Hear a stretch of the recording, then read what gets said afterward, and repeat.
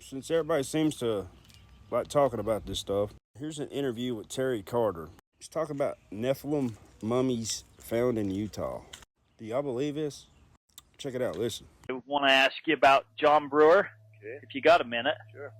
I was wondering if he ever told you about the inside of his cave, the East Cave, the one with the mummies in it. Yeah. And just what he described to you and what he told you about it and how he found it and just the whole story of what it looked like and how he hit it up. And Story, you got time? Sure. Well, there was a woman, or a girl from Manti that graduated from high school, and she didn't want to stick around Manti anymore, so she took a job in San Francisco, and she was raped, and she got pregnant, and she came back to Manti, and she had the baby. She didn't want to keep the baby, so she gave it to a family at a ranch outside of Manti somewhere, and they raised the kid. He was half white, half black, and the people didn't accept him very well. The kids kind of picked on him, so he ran around with the Indians. Okay. And that was George Keller. yeah, Okay. and it was the George Keller Ranch that he was at. Okay. And anyway, Johnny was making pictures out of arrowheads, Indian chiefs and stuff like that. Oh, Going to display them at the fair, and the fair was coming up, and he needed more arrowheads, so he started asking around if anybody knew where there were arrowheads, and somebody said, well, George Keller knows where there's a lot of arrowheads. They said, where can I find him? And they said he usually hangs out at the bar down here. So he went down there and he found him and asked if he could show him where there's arrowheads. And he says, I will for a jug of wine.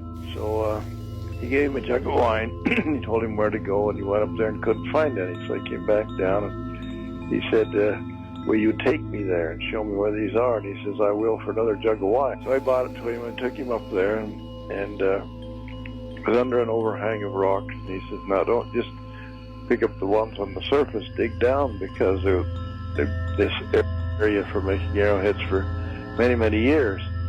And he dug down a couple of feet in there, and he broke into a chamber. And the story that he told me is that there were steps going down, and at the bottom of the steps was a hole, a deep hole, big enough for a guy to fall into.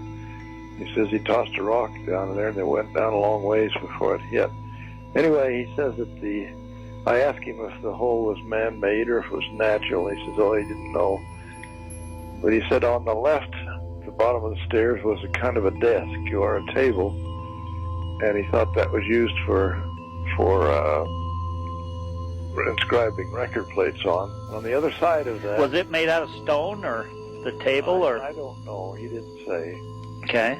But he said on the other side of the table was a very large stone crypt. And he says that it was huge.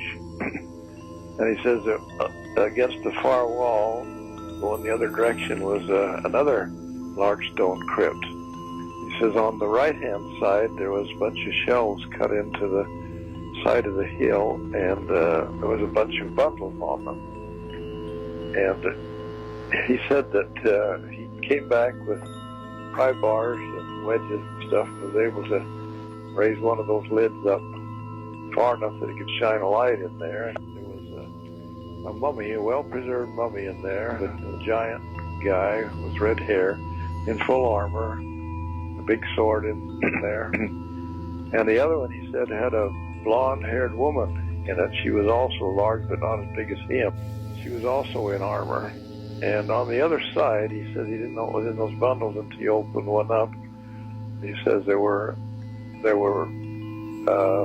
cement box that was wrapped in juniper bark and covered with pitch, and those were the ones that had the records in. Okay. And I asked him, I said, well, what was straight back? You told me what was on the left and what was on the right, but what was straight back? And he said, well, I don't know. It was just a lot of dirt back there, but he says he did kick